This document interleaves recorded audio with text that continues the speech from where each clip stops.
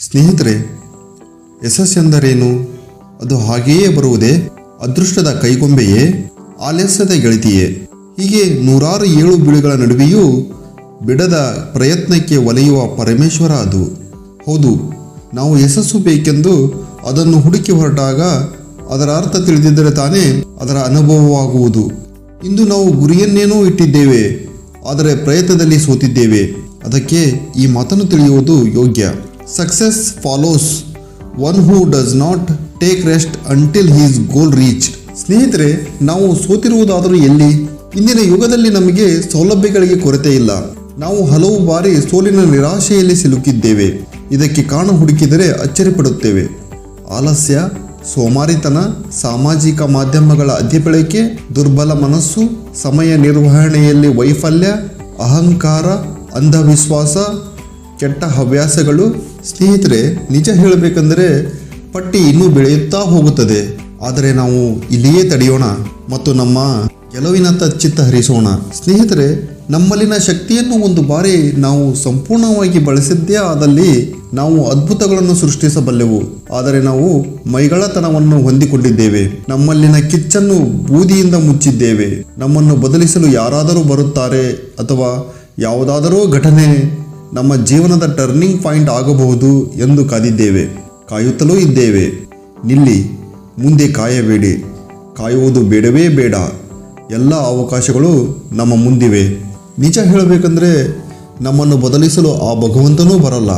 ಏಕೆಂದರೆ ನಾವೇ ನಮ್ಮನ್ನು ಮೇಲೆತ್ತಲು ಪ್ರಯತ್ನಿಸದೇ ಇದ್ದಾಗ ಇತರರ ಸಹಾಯ ನಿಷ್ಪ್ರಯೋಜಕ ಅಲ್ಲವೇ?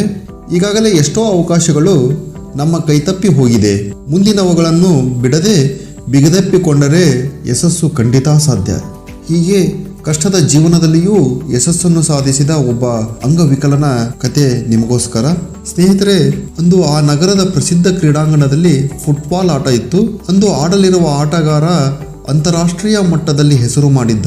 ಅಸಾಧ್ಯ ಗೋಲುಗಳನ್ನು ಸುಲಭ ಸಾಧ್ಯ ಎನ್ನಿಸಿದವ. ಇವನ ಅಭಿಮಾನಿ, ಪಕ್ಕಾ ಅಭಿಮಾನಿ, ಒಬ್ಬ ಪೋಲಿಯೋ ಪೀಡಿತ ಹುಡುಗ. ಅಂದಿನ ಪಂದ್ಯ ನೋಡಲು ಇವನ ಬಳಿ ನಯಾ ಪೈಸೆಯೂ ಇರಲಿಲ್ಲ.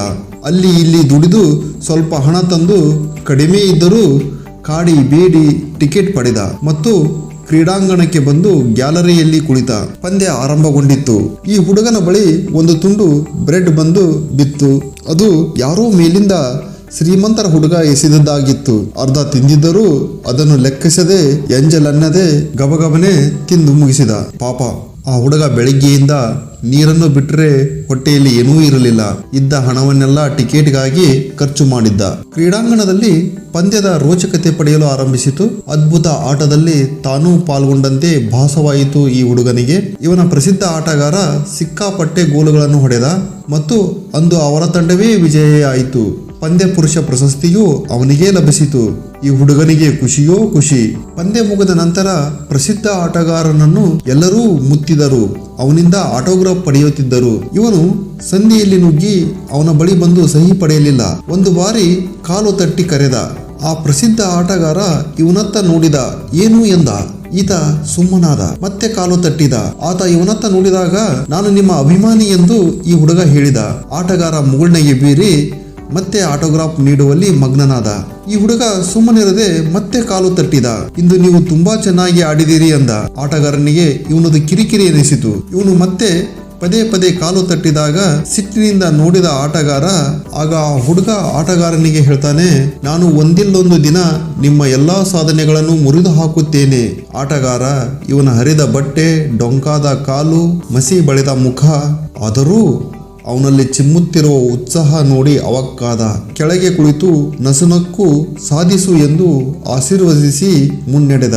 ಮುಂದೆ ಈ ಹುಡುಗ ಕಠಿಣ ಪ್ರಯತ್ನ ಪಟ್ಟು ಫುಟ್ಬಾಲ್ ಆಟಗಾರನಾದ. ನಡೆಯಲು ಬಾರದ ಇವ ಆಟದಲ್ಲಿ ಓಡಾಡಿ ಗೋಲು ಬಾರಿಸಿದ. ನಿಧಾನವಾಗಿ ಆ ಪ್ರಸಿದ್ಧ ಆಟಗಾರನ ಒಂದೊಂದೇ ದಾಖಲೆಗಳನ್ನು ತನ್ನದಾಗಿಸಿಕೊಂಡ ಮತ್ತು ಕೊನೆಗೆ ಎಲ್ಲಾ ದಾಖಲೆಗಳನ್ನು ಮುರಿದೇ ಬಿಟ್ಟ. ತನ್ನ ಈ ಮಾತನ್ನು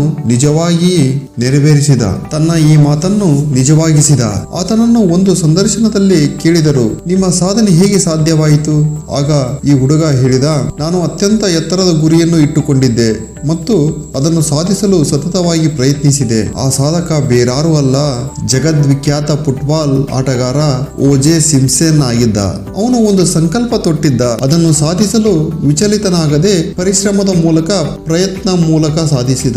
ಸ್ನೇಹಿತರೆ, ಅದಮ್ಯ, ಅಸಾಮಾನ್ಯ, ಶಕ್ತಿವಂತರಾದ ನಾವು ನಮ್ಮ ಕೆಚ್ಚೆದೆಯ ಮೇಲಿನ ಮುಚ್ಚಳ ತೆಗೆದು ಯಶಸ್ಸಿಗೆ ಹಪಹಪಿಸಲು ಪ್ರಯತ್ನಿಸೋಣ. ಗುರಿ ಮುಟ್ಟುವವರೆಗೂ ನಿಲ್ಲದೆ ಪ್ರಯತ್ನಿಸೋಣ. ಸಾಧಿಸೋಣ, ಸಾಧಿಸಿ ತೋರಿಸೋಣ. ಇಂದು ಅಂಗವಿಕಲರು ಏನೆಲ್ಲ ಸಾಧನೆ ಮಾಡಿರುವಾಗ ಆಟೋ ಡ್ರೈವರ್ಗಳಾದವರು IAS ಮಾಡಿದ್ದಾರೆ.